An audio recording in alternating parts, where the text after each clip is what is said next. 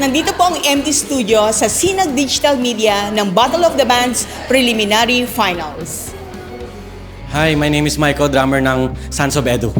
Isa to sa mga malalakas pumalo kanina eh. Bigatin to, Sons of Edu. Okay, Michael, tanong ko lang, paano mo pinaghandaan ang araw na to? Hindi ako nag-practice.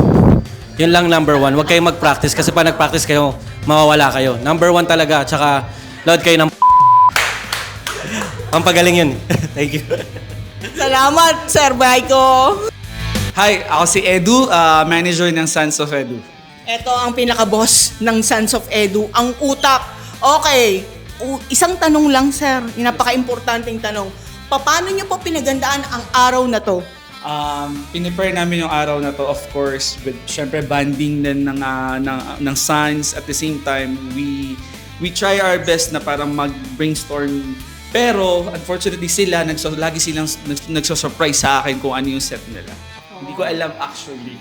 Mahilig manurpresa, mag-surprise ang mga bata nito eh. Mga anak. Okay, panundot na tanong lang, boss. Kasi sikat na sikat ka. Ilan na po bang hawak niyong banda? Ang minamanage niyo pong mga artists and bands? Right now, bali, ang Sons, He Who Remains, and meron pang dalawa sa Pilipinas. At the same time, may bago ako, female, pangalan niya Ace. Wow! Ang dami naman nun! Pamanage din, boss! Lang po!